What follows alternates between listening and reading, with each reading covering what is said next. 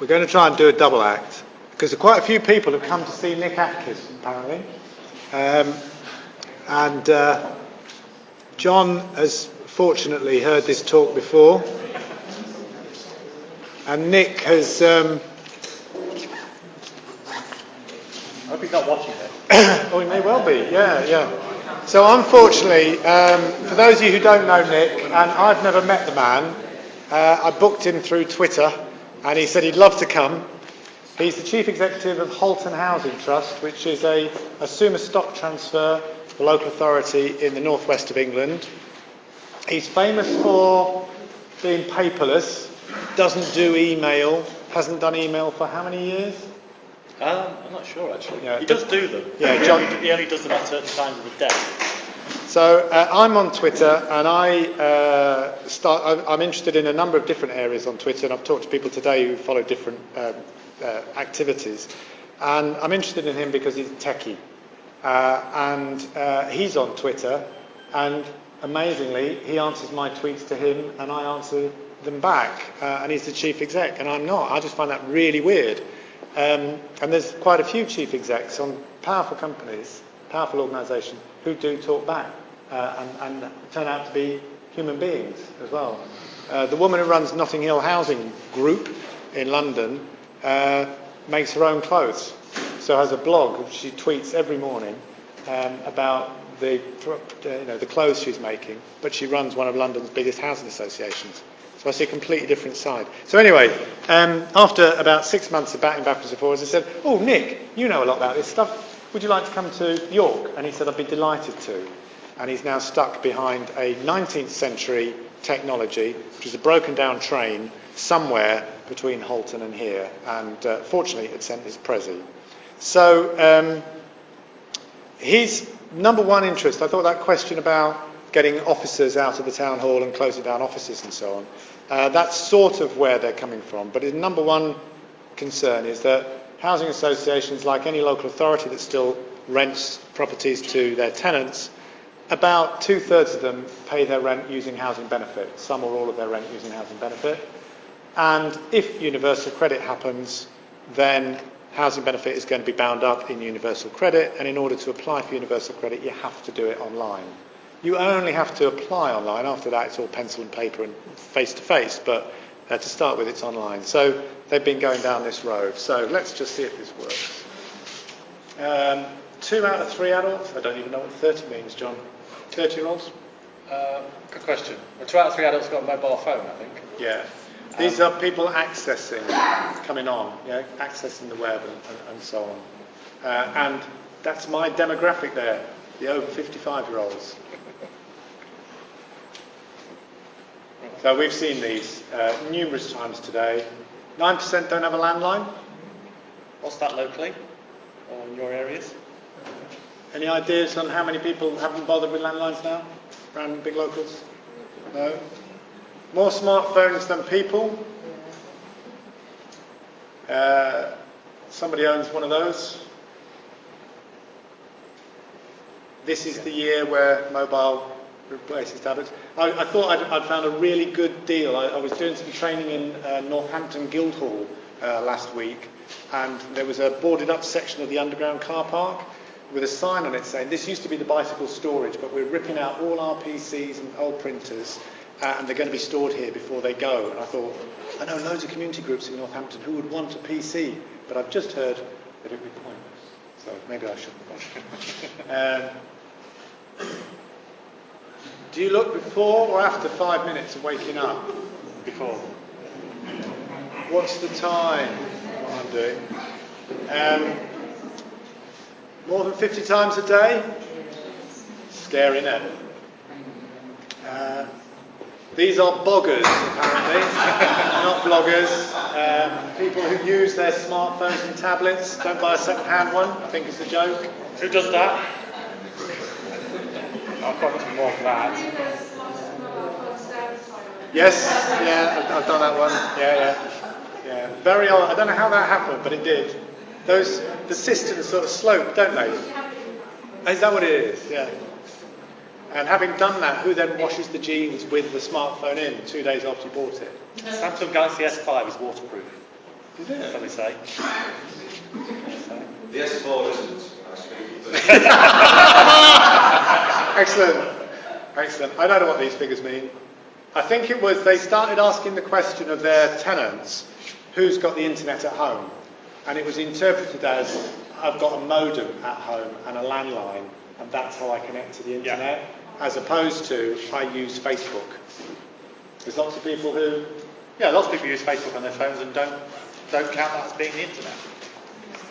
It's just Facebook, yeah? So of their tenants, 2/3 have accessed themselves and 20% have, a further 20% have access elsewhere. So suddenly he's up to 87% of his tenants can access the web.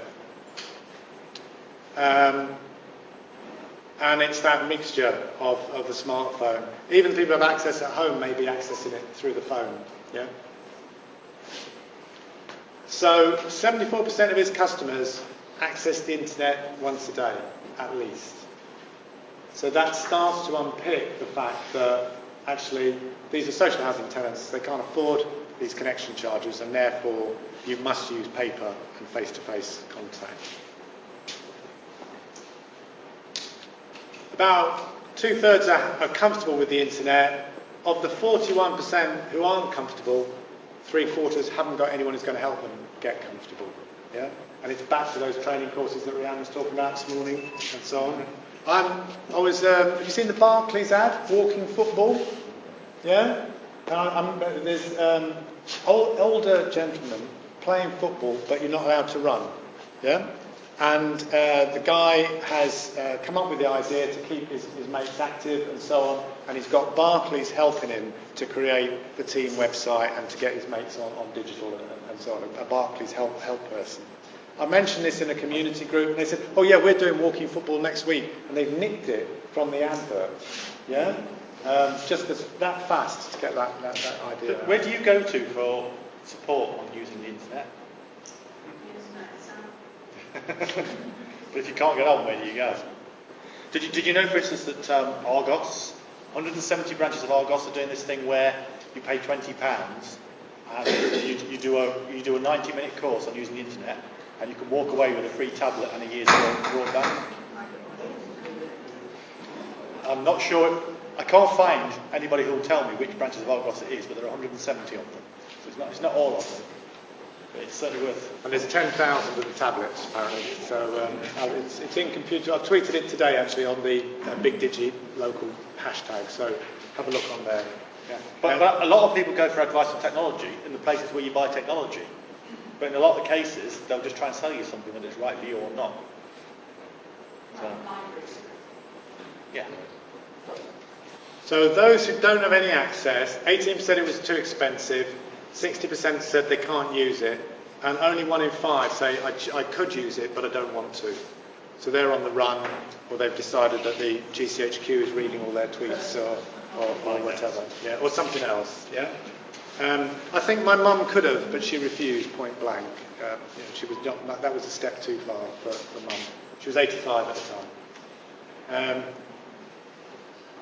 So Nick has done a deal with O2, so we've had quite a few sales pitches today, so I'm not going to go into it, but it's a housing deal with O2 around Open Digital, and we'll put this, he's tweeted it, we'll retweet it, and you can, we'll put it through on email if that's what you want, to be able to work through that.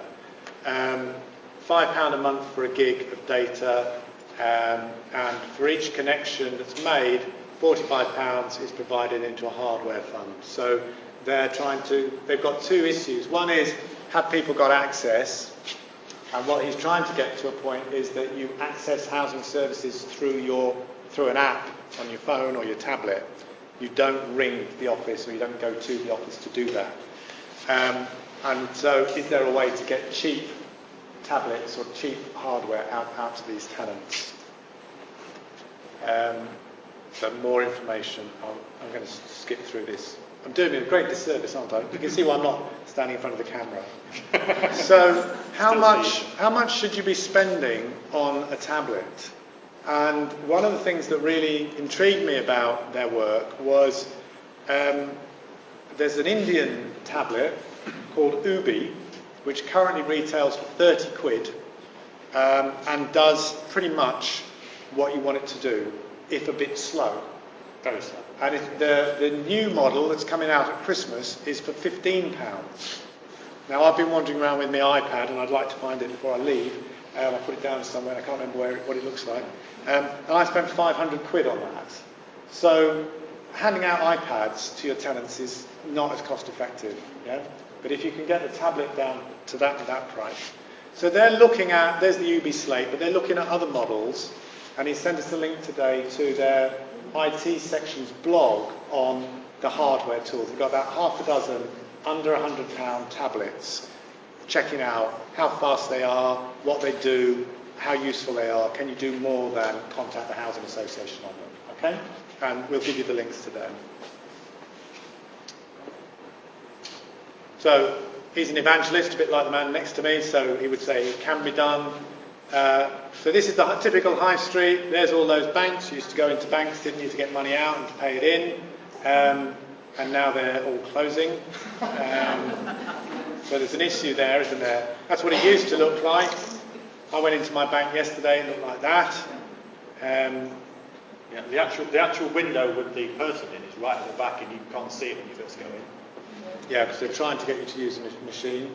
I needed to transfer some money from one account to another because the cash machine outside wouldn't accept my card. He said, "You do know this is going to cost you £3?"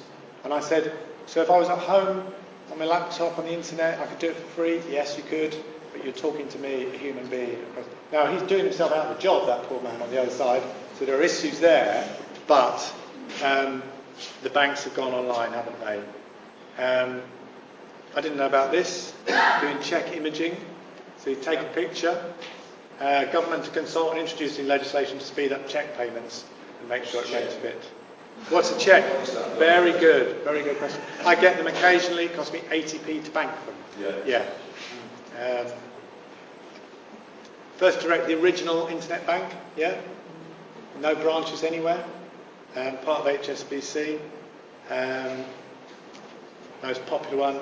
There's another digital champion, Paul Taylor, down at Bromford, and that, I think, is next presentation. Looks like it. Have I done him a disservice?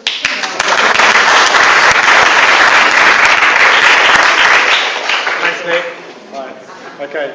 He said, "Will this do?" when he sent the Prezi by tweet to me. We still hadn't spoken at that point 2 nights ago, and I said, "I thought you normally did them on the train on the way over." And he says, "Oh well, I've just this once," and it's just as well, isn't it? Because we wouldn't have had it.